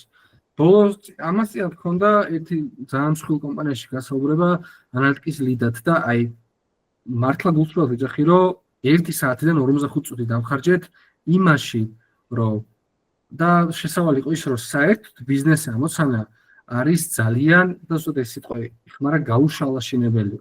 ანუ ბიზნესი ძალიან ზოგადი პრეტენზიით და პრობლემით მოდის და შენგან ძალიან კონკრეტულ პასუხს ელოდება. ხო, ანუ ეს გავსწი რას პაციენტი უზრუნავ ცუდად ვარ. ან პირიქით, აუ კარგად მინდა ვიყო. და ჩვენ ჯერ უნდა დავიწყოთ რას გულისხმობ, ხო, ამ კარგად ყოფნაში, ხო, ან რაღაცა და ჩავდივართ იმ სიღრმეებში, მე კონკრეტულ წერტილთან ვდგებით, რომ აი ამ ტიპის აი ეს ინფორმაციას რომ მომცენ მივხვდები რა მინდა. ან მივხვდები კი ან არას გეტყვი. ან კარგ ცუდობას დავაკვალიფიცირებ. ამიტომ ყველაზე დიდ დროს მონაცემ ანალიტიკოსი ხარჯავს ბიზნეს ანალიტიკოსთან ერთად ბიზნესისგან, ანუ ამოცანის წარმოშობის წყაროსგან ზუსტად მიიღოს, ანუ პრობლემისგან მიიღოს ამოცანა. და ეს ამოცანაში მე ორივე მხელი ჩამორთოს, რომ ოკეი, მე ამ ამოცანაზე მუშაობ და შენ ეს კი კარგი კლიენტებიო, რომ თხოვე, იგულისხმენ ადამიანები, რომლებიც ხარჯავენ ამას, აკეთებენ ამას, არ აკეთებენ სხვა რაღაცას და ასე შემდეგ. ანუ ზოგადი წინადებიდან დავდივართ ცვლადებზე, ლოგიკაზე და რაღაც კონკრეტულ ინფორმაციის მოპოვების პრინციპებზე. ძალიან მარტივი ბიზნეს ანალიტიკოსი უფრო ძირითადად ნახეთ იდეალურ სამყაროში არის რომ არის მონაცემთა ანალიტიკოსი, ბიზნეს ანალიტიკოსი და ბიზნესი. ანუ არის თქოს მაგალითად CFO, რომელსაც აქვს რაღაც კითხვა, ფინანსური დირექტორი, რომელსაც რაღაც მიზანი აქვს და მე ვარ ტექნიკური ადამიანი, რომელსაც ვიცით კოდის წერა, რეპორტის საწყობა, პერფორმანსის გამართვა, კოდის ოპტიმიზაცია და არსებობს ბიზნეს ანალიტიკოსი. რისთვის არის ის? თავის ბიზნეს ენაზე და თავის ბიზნესურ პრობლემებს რო წარმოთქვამს და მომიყვება, ეს უნდა მითარგმნოს მე ბიზნეს ანალიტიკოსმა ჩემ ენაზე. გესმით? ანუ ხიდად დგას ტექსტსა და ბიზნეს შორის. უბრალოდ დღეს უფრო უნივერსალიზაცია ხდება, მე ესე ვხედავ, რომ აი ჩვენს ტექ ადამიანებს უკვე გვალდებულები რომ გვესმოდეს ის თავის ენაზე რომ ლაპარაკობს, რას გულისხმობს ამაში. ყველა კარგი კლიენტი რომ მეუბნება ბიზნეს ანალიტიკოსი ბოლომდე მიაწვება იმას, რომ მოიცა რას გულისხმობ, რა ქმედებებია შენთვის კარგი, რა, როგორ, რატომ და იქამდე არ მორჩება, სანამ მე ჩემთან ბულეთებად ჩამოწერილ ამოცანას არ მოიტანს. მაგრამ ხშირად ხოლმე ამაში ბიზნეს ანალიტიკოსი ერთვება, იმიტომ რომ მან იცის რა ინფორმაცია აქვს ბაზაში. ამიტომ ის რო ეტყვის, რომ ჩემთვის კარგი კლიენტია ის, ვინც პირველი დაუარების მერე აპლიკაცია გახსნა ისე და სიტყვაზე კარგად დაგვირეითა, შეიძლება ეგ დიდი განსხვავება იყოს. ხო, იმიტომ რომ მაგალითად ჩემ კომპანიაში ჩვენ ბიზნეს ანალიტიკოსი არ ყავს. ძალიან მარტივად და მე პირდაპირ ეგ თამასა მიწეს, რომ არავინ არაფერს არ იხსნის, წადი და შენ თვითონ გადაჭერი ამოცანა პრობლემის წყაროსთან. და ის რომ ანახებს რომ აი აქ რო ვაჭერ, რომ ხედავ რომ ვიღაც მომხმარებელმა აპლიკაცია შეავსო და ბოლოში 5 ვარსკვლავიდან 3 დაგვიწერა, არა და 2 წუთზე ნაკლებში შეავსო და არანაირი ალერტი არ მოგვიღია რომ რაღაც პრობლემა აქვს. ეგეთი კლიენტების სახელი გვერდა ტელეფონის ნომერი მოგოცნი, გვინდა რომ დაურეკოთ. ძალიან ლეგიტიმური ამოცანაა, ხო? ყველა ნორმალურ პროდუქტ ოუნერს ეგ კითხვა გაუჩნდეს, ხო, რომ რაღაცა ტიპს არანაირი ხარვეზი არ გაუხსენით, საშუალოზე დაბალ დროში შესრულდა აპლიკაცია, success მოხდა და 2 ვარსკვლავი შეგვაფასა. რატომ, ხო? ანუ რაღაცა legit კითხვები არსებობს, მაგრამ ეხა უცებ რომ ეხა ეგ არის სწორი კითხვა. ეხა მე ვკითხავ, რომ ყველა უკმაყოფილო კლიენტი მომეცი, ხო? ანუ ძალიან სხვადასხვაგან ვართ. ან mobile app-ის უკმაყოფილო კლიენტები მომეცი, ხო? ვინ არის უკმაყოფილოები, ვინც შუა აპლიკაციის შევსების დროს გათიშა, თუ შეავსო და reject-ი მიიღო, თუ შეავსო success-ი მიიღო და მე რეცუალ შეგვაფასა, ძალიან ბევრ ცვლადს დავატრიალებ, სადაც ბევრი სხვა ვარიაციას მომიტან ამოცანის. ამიტომ ძალიან ზოგადია ყოველთვის ამოცანის წყარო, ძალიან კონკრეტულია ყოველთვის პასუხი. და ზოგადად კონკრეტულზე დასვლაში ბიზნეს ანალიტიკოსი ერთვებოდა ყოველთვის. ჩემ გამოცდილებაში ბოლო რამდენიმე კომპანიაში ხდება ის, რომ მე მოვითავსე ეგ როლი. მაგრამ ჯერჯერობით არის და თავის როლს ღირსეულად იკავებს ბევრ კომპანიაში ბიზნეს ანალიტიკოსი. კითხები თუ არ არის ან თუ არის, მაგიცა გადავიდეთ შემდეგ ამოცანა და ზუსტად ახლა მივედი იქ.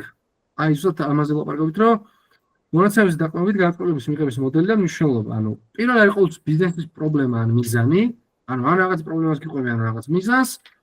მერე პრობლემის კონკრეტულ ამოცანად ქცევა არის ყოველთვის, რომ მივხვდეთ რა ამოცანას, რა ბულეთებს მეკითხებიან, რა პარამეტრებს და რა კოეფიციენტებს მთხოვენ, მერე მომწონდა ბაზიდან საჭირო ინფორმაციის ამოღება, ანუ აქ უკვე დავდივართ, რომ SQL-ით სწორი კოდი დავწეროთ. ზუსტად ის კოდი დავწეროთ, რომელიც აი ზუსტად ამ ამოცანას უპასუხებს. და ბოლოში ბიზნესისთვის სწორი დასკვნებისა და ციფრების მიწოდება. კარგია ხოლმე რომ ქცევა იყოს, რომ ჯერ რაღაც X ვიზუალები მივაწოდოთ, რომ განწყობები შევქმნათ, რომ რაღაცა უფრო დიდ ჩარტზე დგას, რაღაც უფრო დაბალზე და მერე უფრო და უფრო ნელ-ნელა მეტი ინსაიტი მივაწოდოთ, რაც შეიძლება მარტივ და სადა ენაზე. ვერასდროს ვერ გაგიებენ რაღაც ძალიან კომპლექსური მატრიცა რო დაუხეთქო ძალიან ბევრი რიცხვებით, ძიმის მერე 6 სიმბოლოთი. ანუ უბრალოდ არ წაიკითხავენ. ყველაზე ანალიტიკური გონების მქონე მენეჯერიც არ წაიკითხავს ამას. მენეჯერს უნდა მარტივი კი ან არა, მარტივი მწვანე წითელი, მეტი არაფერი. ამიტომ ეგ ერთი კიდე ჩვენთვის შემოქმედებითი პრობლემაც დგას, რომ მაგაზე ვიბრეინშტორმინგოთ ხოლმე, რომ ეს ამოცანა როგორ გავხსნათ ძალიან მარტივად წაკითხვადი. და ასევე ვიფიქრო, რომ ამ ამოცანამ რა კითხვები შეიძლება გამოიწვიოს, როდესაც ამ ციფრს დაინახავს ადამიანი. რის სტილში მოუნდება ამის დანახვა, როგორ მოუნდება ამ ინფორმაციის ჩაშლა. ამ ყველაფერზე უწევს მომავალ ანალიტიკოს ფიქრი. ფაქტიურად მთელი კომპანიის ის საარსებო ქმნილებები, რომლებიც ამ კომპანიის წინსვლაზე და არა დაფეილებაზე მუშაობენ, ვერაფერი ვერ ეცოდინება თუ მომავალ ანალიტიკოს კითხვას არ დაუსვავენ. და მომავალ ანალიტიკოსი რაღაც არის რაღაც გეიტკიპერი, აი ორში რო არის, აი გასასვლელთან დგას, სადაც იმისკით მთელი სამყაროს ინფორმაცია დგას. საბოლოო ჯამში შეგავება გავაკეთოთ ბიზნეს მოდელი მაშინ და ახლა იყო ინტუიციაზე დაყრდნობილი გადაწყვეტილება, სასრული ინფორმაცია და ლიმიტირებული სუბიექტურობის რისკი იყო, trial and error მეთოდოლოგია და წარმატების გაზომვის შეუძლებლობა იყო.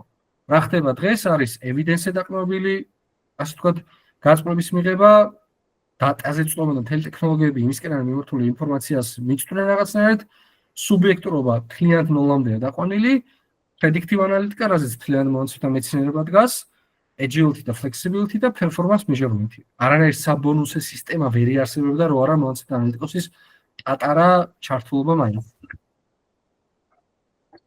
ჩვენი გეგმა რომ მოდიყოთ ახლა ძალიან მარტივად, გვაქვს პირველი 2 ლექცია შესავალი და ზოგადი თეორიული მასალა და მე ვიწყებთ ეგრევე SQL-ის სწავლას.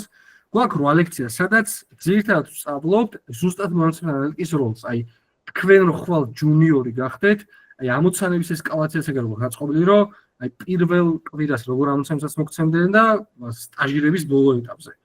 ამიტომ მე ეს არის სრულად practice based learning-ი. თქვენ თუ რაღაცა SQL-ის, Excel-ის და Power BI-ის წიგნებს იპოვით, რაღაცებს ნახავთ, რასაც მე არ ვილაპარაკებ, მაგრამ ამას იმიტომ არ ვილაპარაკებ, რომ 5 წელი ამაში მუშაობდა, არ შემხვედრია და არ ვთვლი ლეგიტიმურად რომ გამოცანა დავსვა.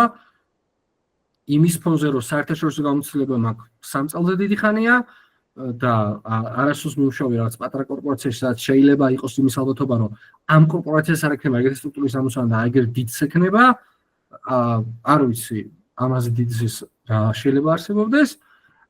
გვაქვს პროექცია და ვიწყებთ იმით, რომ რა როლიც მონაცემთან ეთქოს აქვს, რომ როგორი ამოცანები არსებობს, რამდენად რეალისტურ ბაზასთან მდგავართ, რა ბაგები არსებობს.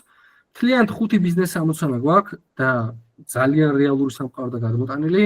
სხვა შორის ლექტორებს ხდებოდა, ეს სხვადასხვა მენეჯერები მქონდნენ, რომ აი ეს პროექტი რომ დავწერთ ექშენ სტუდენტებს მიუტანენ გამოგვადგება მე რომ ავიყვანთ და ასე შემდეგ და ასე შემდეგ. არაერთი სტუდენტი გაგუშვია ჩემ ზოგიერთ კომპანიაში მიმდინარეშიც და ყოფილშიც გასაუბრებებზე, უბრალოდ მათი BI ნაშრომით. ერთ-ერთი ჩემი სტუდენტის BI ნაშრომი გაუგზავნეთ ჩემ უფროს, მითხრა რომ ანუ გასაუბრებაზე მომიყვანა ეხლავე, ანუ ძალიან მაგრა ესმის, ანუ რაღაცაზე ვაქვს პრაქტიკაზე აგებული, ანუ როდესაც SQL-ის სილაბუსს წერდი, აი ძალიან ქრონოლოგიურად მივყვებოდი და მეთქი აი რამოდენიმე თეორიულ წიგნში შემხვდა მეთქი ეს ტოპიკი თქო და მე 5 წელი არ დამიწერია თქო და ჩემ უფროს რო ვკითხე მე 12 წელია არ გამიკეთებია და არ გინათ ყველა დროს ნუ დაახარჯავენ აშიც ფულს იხდიან ადამიანები ხო და ნდობას გიცხადებენ რომ რაღაც ახალ პროფესიას ასწავლეთ. მაგრამ ჩვენ აქ SQL-ს არ ვასწავლით, ან კოდის წერას არ ვასწავლით, ჩვენ მონაცემთან ანალიტიკას ვასწავლით, ან პოზიციას ვასწავლით.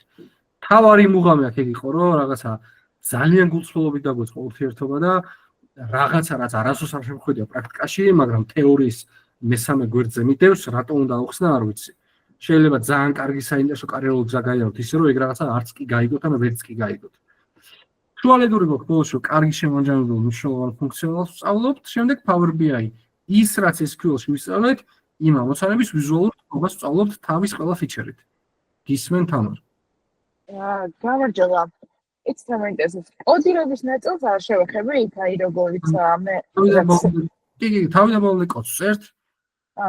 მონაცემთან ანალიტიკოს წრილში რაც გვევალება. ანუ მე შეიძლება მაგალითად ყველაზე დიდი დრო დავუთმო იმას, რომ თქვენი გონებაში ის პრინციპები ჩავდო, რომ ამოცანის დასმის დროს როგორ ვაზრუნებთ და რომელ კოდს ვიძახებთ. და მთლიანი ლექციები იმაზე გამართული, რომ სხვადასხვა კომპლექსურ ბიზნეს ამოცანებს მოვიტანთ არსებულ ბაზაზე და ამ დროს როგორ ვადივლიერებთ ამოცანას. მონაცემთან ანალიტიკოს სხვა არაფერი არ ევალება მართლა. თუ სენიორიტ ლეველზე არ ადიხარ. მაგრამ ასევე ვუხდებით როგორ იქნება ცხრილები, როგორ არის პროცესები აგებული, რომ უბრალოდ გესმოდეთ თქვენამდე მოტანილი ინფორმაციის სტრუქტურა, პროცესები, რისკები და ასე შემდეგ. ანუ ტექნოლოგიურად მაგასაც ვეხებით ყველა მიზეს გარეშე. აბსოლუტურად ნულიდან ვიწყებთ, აი მარტო ლეპტოპს უნდა ცნობდეთ, ვიძე რომელია, რომ აი გაიწყოთ. არაფერი პრეკუზიტული არ გინდა. და ანუ ამ კურსის წარმატებით დამთავრების შემთხვევაში აი ჯუნიორად შესაძლებელია რომ დაიწყო მუშაობა, ანუ შუაში შეგიძლია უკვე გასაუბრებელს წახვიდე. ჩემი ერთ-ერთი როგორ ბოდიში კურსის შუაში შეგიძლია უკვე გასაუბრებელს. ანუ მე ეხლა რასაც თქვენ გასწავლით, თავის დროზე YouTube-ით რო ვსწავლდი, რაღაცა შუაში ვიყავი, რომ გასაუბრებელზე გავედი და ვთქვი, რომ მეთქი რაღაცა ეს და მე უბრალოდ ყოფილი ძალიან მარტივ და ბუნებრივად პრაქტიკაში მოვიდა. აი ძირითადი საძიებო სისტემა სად არის ეს ჯუნიორების პოზიციაზე? მე რო ვეძებ LinkedIn-ზე LinkedIn-ზე ძალიან კარგი, მე საერთოდ როდესაც LinkedIn-ის გარემოზე შევიდე პოზიციის სრულიად მინდოდა. მე ყოველთვის მონაცემთან ანალიტიკოსი არ ვიყავი, 7 წელი ფინანსურ გარემოში ვიყავ. ფინანსებში მოღვაწეობდი, ბუღალტრად, ბიზნეს მრჩევლად, პორტფელის მმართველი ბანკში და მოკლედ სხვადასხვა პოზიციები და ანუ მან მნიშვნელოვანი დეტალი არის ის და LinkedIn-ზე ცალკე ბიუჯეტირება გამოსაყოფ ჩემს ადამიანისთვის მე პირადად ეგ ინვესტიცია გავხდი და ძალიან ბედნიერება. ყველა მუშაობს 80% უნარების გაუმჯობესებაზე, 20% ნეტვორკინგზე. ეს არის შესაძლებელი. თქვენ 80% ნეტვორკინგზე უნდა იმუშაოთ და აი ესე უტიფრად ყველა უნდა აკონექტოთ. სხვა სიტყვა ამისთვის არ მისდევს. აი ესე უბრალოდ unpolitely უნდა დააკონექტოთ ყველას და მიწეროთ რომ აი აქ მინდა მე ჩემი გზა ეგრე დავიწყე. მე მოსწავლეებს ვთქვი მარტივად. ჩემი ერთ-ერთი ყველაზე მნიშვნელოვანი მენტორი ჩემს ხობში იყო, აი ესე მიწერო რომ რა უნდა ვიცოდე რომ შენთან მოვხდე მეთქი. მითხრა წავიდე ისწავლე შვილო და დამცინა. მე გავხდი, დავწინაურდი, მოვხდი მათ და ბოლოს მახსოვს რომ IT-ს განზონა თქვა რომ აი გიგა იყოს ყოველთვის მაგალითია და თუ ამ გავლა ნეტვორკინგის კუთხით შეგილია ანუ უნარებით ძალიან მაგარი იქნები ჩვენი კურსის წელში, იმიტომ რომ ჩემი სტუდენტის სკრინს გაგიშერებ მე რომ მომწერა რომ რას გვერდჩოდი ლექციებზეო, გასაუბრებაო მუხლზე გადავიხიო, აი ეგრე მოვწერა ზუსტად ანუ იმიტომ რომ მართლა აქ რო ზუსტად გავივლით, არ მინდა რომ გასაუბრებაზე რაღაცა დაგხვდეთ, რომ ავი სატო არ აგვიხსენ. პირიქით. Smartest guy in the room როცა იქნები, უფრო მაგარი შეიძლება. მადლობა. ხო, BI-ს არ შეეხება, BI-ზე სრულად ვიზუალიზაციის უნარებსა და DAX ფუნქციას და enquiry-ს ვეცნობით თავიდან ბოლომდე და რაც ყველაზე ხშირად მოთხოვნადი, ხშირად დანერგვადი, ხშირად მოთხოვნადია ბიზნესისგან, რომ აი ეს ფიჩერი მინდა, ეს ვიზუალი მინდა, ეს ამღილაკის ეს ფუნქციონალი მჭირდება, BI-ს სრულად მართავთ ამ მიმართულებით. ხო, კურსის მანძილზე შეძლებთ სხვადასხვა დეიტა-სეტებზე მუშაობას, სალსახად ფინანსური ინსტიტუტი გვაქვს ჩვენ მთავარი ბაზა, მაგრამ დრო-დრო შევტვირთოთ ლოჯისტიკურ ბაზას, რიტეილ ბაზას, რომ სხვადასხვა ინდუსტრიებს შეეხოთ, მაგრამ მთავარი დამსაქმებელი აღმოსავლეთ ევროპაში, საქართველოშიც არიან ფინანსური ინსტიტუტები. ამიტომ data architecture-აც ისეთი როგორც სხვაგან დაგხვდება ძირითადად. რეალური ბიზნეს кейსების ამოხსნა, რომელიც literally ჩემი გამოსვლების პლაგიატებია უბრალოდ და საპორტფოლიო ნაშრომის აწყობა, რომელიც შეგიძლიათ ნებისმიერ გასაუბრებაზე მიაბათ ბოლოში, რომ აი ესაა ჩემი საპორტფოლიო ნაშრომი, ასევე LinkedIn-ზე დადოთ და რა ვიცი, ყველა კუთხით შეგიძლიათ რომ გამოაჩერეთ, იმიტომ რომ არ იყოს ფინალური უბრალოდ გამოცდა. ფინალური იყოს რაღაცის შექმნა, რომელსაც შემდეგ თელ დასაქმების გარემოში თქვენთვის მაგალითად იქნება, რაღაცა პრივილეგიის მაგალითად იქნება, რომ აი ეს შემიქმნია და ეს ვიცი და არა ის რომ სწორედ რაღაცა კოდირების კურსებს ამთავრებენ და აუ ნახე რა ვიცი და უნდა დაუვდე კომპიუტერზე და ნახო. არა, რეალურ პროდუქტს შევქმნით ბოლოში, რომელიც იქნება რეალური ანალიტიკური ნაშრომი, რომელიც რაღაც დასკვნებამდე მიგიყვანს. გისმენთ? კიდე ერთი კითხვა, მაგრამ აი ამ კურსის გარდა კიდე რა შეიძლება ადამიანმა, ანუ ორი თვე რა თქმა უნდა არ იყოფა ხო თავიდან ბოლომდე რაღაცების სასწავლოდ, ანუ აი თვითგანვითარების როგორი ხერხები არსებობს, არა პლატფორმები, სადაც შეიძლება თქვა დაწერილი კოდები ნახო, იკითხო, გააშინა არსებას შემდეგ. მე უბრალოდ ვცდილობდი მოძიებას ინფორმაციის და YouTube-ზე რაც ნახე ვიდეოები, Udemy-ზე ვფესწორებ, ანუ ბაზებთან ვერ მივედი, ასე ვთქვათ, რაღაც ბაზების სქემები გადმოვწერე, მაგრამ მეტი ვერ, ანუ არ არის ხო ეგრე ხელმისაწვდომი ბაზები, რასაც უნდა ივარჯიშოროსთანაც მიმართებაში. მე ავაწყეთ შემით ბაზა, რომელიც ერთ-ერთი არის ძალიან literally ბანკის არქიტექტურა, ამის გარდა გასწავლის საიტს, სადაც data-სეტები უბრალოდ ყრია და Python-ზე ვიყენებით ჩემ სტუდენტების ინიციატივით ვიგებთ რომ მოდი აი ეს retail ბაზა საინტერესოა, ან ეს healthcare ჯანდაცვის ბაზა საინტერესოა, შეგვაქვს ხოლმე ბაზაში და ვმუშაობთ. კი ბატონო. ანუ მე SQL developer-ი გადმოვწერე. შედი ხდება მე, მაგრამ მაინც. კი ბატონო. გასაგები. ოკეი. საბოლოო ჯამში შესაძლებლობებს რომ ვილაპარაკო პროფესიები და შესაძლებლობები, ანუ მონაცემთა მეცნიერი წმინდად არის მონაცემთა ანალიტიკოსი, რომელსაც დაანტებით იცის Python-ი და იცის მათემატიკური მოდელირებები. ანუ აქ არის A/B ტესტინგი, user clusterization-ი, probability სხვა და t-ტესტის მოდელები, ანუ თუ მათემატიკური მოდელირებას კარგად ჩაუждებით, მონაცემთა მეცნიერებაში ძალიან დიდ გზას გახსნით. უბრალოდ მონაცემთა მეცნიერი ყოველთვის რაღაცა big data-ზე დგას. მონაცემთა მეცნიერის როლი მარტივად რომ გიხსნათ, არსებობს ორნაირი ანალიტიკა, model based ანალიტიკა და domain based ანალიტიკა. Domain based ანალიტიკა არის რომ domain-ი, ანუ ამოცანის დამდგენი გეუბნება, რომ აი მე ვფიქრობ, რომ მომხმარებლის ეს და ეს ცვლადები ავიღოთ და ამით ყველაზე კარგად განსაზღვრავთ მათ ქმედებას და მათ კლასტერს, ან მათ სამომავლო მიზეზშედეგობრივ კავშირს, ხო? მოდელი გეუბნება, რომ ეს რაღაც მათემატიკური მოდელია, რომელსაც რომ იცემ 100 ცვლადს, მაგალითად, გეტყვის, რომ ჩემთვის მნიშვნელოვანია, რომ ეხლა რო ვისწავლე 40 მილიონი ჩანაწერი, მივხვდი, რომ 100 ცვლადიდან ჩემთვის არის 14 ცვლადი მნიშვნელოვანი. მე თითოეულს მათემატიკურ წონას აწვის, ხო? და ამიტომ ცოტა სიღრმეებში ხარ ვარ ჩავდე და მოსაწყენი არ გავხადო ჩვენი ლექცია, მოცდა მეცნიერი SQL-ის და big data-ის წაკითხვის უნარის გარეშე უბრალოდ ვერ შედგება. მონაცემთა საცავის დეველოპერი გარკვეულ უნარებს აქაც ვითვისებთ და მნიშვნელოვან ტოპიკებს ვსწავლობთ აქ ისეც რომ უკან არაფერს არ ვტოვებთ და ბაზის დეველოპერად, ჯუნიორად შეგიძლიათ გაშვება ჩვენი კურსის ბოლოს, უბრალოდ advantage იქნებათ რომ BI-ს გეცოდინებათ სხვებთან შედარებით. მონაცემთა ინჟინერი შეიძლება ესმოდეს, იმიტომ რომ გარკვეულწილად SQL-ში ინჟინერისთვის არის რაღაც პასუხისმგებლობები დარჩენილი, რომელსაც ინჟინერს კარგად უნდა ესმოდეს კონცეპტუალურად მაინც მოდელირების მიმართულებით და მონაცემთა არქიტექტურა, რომელიც არქიტექტურის დონეზე დაინახავს ამ ყველაფერს და ხედვას დადებს, ასე ვთქვათ. ანუ big data ნიშნავს ანუ დიდი მონაცემები ხო პირდაპირ მნიშვნელობით რაც როგორც ითარგმნება. კი. კი ხო? და big data აი როგორ კორპორაციებს აქვს ბანკებს მაგალითად? კი, ბანკები, გემბლინგი, რიტეილ, სხვილი კომპანიები. რიტეილი, საცალო საკვები და ასე შემდეგ გაყიდვებს გულისხმობ ხო? აი, რო Amazon-ისნაირი ტიპები რა. კი ბატონო. Online shop, e-commerce shopping-ები და ეგეთი ტიპები რა. კი ბატონო. აი, და ასე PayPal-ი მაგალითად, ხო, როგორც ძალიან მსხვილი საგადასტრო სისტემა არის უბრალოდ.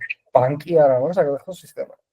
ბოლოს შეცმინდა ვილაპარაკოთ, ჩვენ გვაქვს კურსი Advanced Data Analytica, ანუ Python-ს სწავლობთ Data Analytics field-ზე. მე როდესაც მონაცემ ანალიტიკოსი გავხდი, ძალიან დიდი გზა გავიარე და საერთაშორისო კომპანიებს ძირითადად 10-დან 9-ს ქონდა მოთხოვნა, რომ Python-ი და დავიწყე Python-ის სწავლა ძალიან მაგარ ლექტორთან Smart აკადემიაში, ისე რომ ძალიან ბევრი უნარი მომცა, მე მეორე კურსიც დავჯექი და დიდი გზა გავიარე და მან მნიშვნელოვანი იყო, რომ ამასობაში შემო Python-ով დეველოპერდი და მივხვდი მე რომ Data-ს მიმართულებით კონკრეტული ბიბლიოთეკები ისწავლება, ვინცაც Python-თან აქვს შეხება, Python-ი არის დაყოფილი ბიბლიოთეკებათა მიმართულებებად, ხო? Data მიმართულება, რაც advanced და seniority level-ზე მოითხოვება მონაცემ ანალიტიკოსებისთვის, ზუსტად მაგ Python-ს ვასწავლით მონაცემ ანალიტიკის გარემოში. როგორ დავუკავშირდე სხვადასხვა data source-ებს, როგორ სინქრონულად ამუშავო სხვადასხვა data-ის ტიპები სხვადასხვა ფორმაში შენახული და როგორ გაკეთო სხვადასხვა манипуляციები სხვადასხვა ინფორმაციებზე რაღაც ვირტუალურ გარემოში. ისე რომ რესურსის consumption-ი იყოს მინიმალური. რა თქმა უნდა, Python-ს ვასწავლით ჯერ 0-დან და მე რაც დატისთვის არის საჭირო, გადავდივართ მონაცემ ანალიტიკაზე და დატაზე.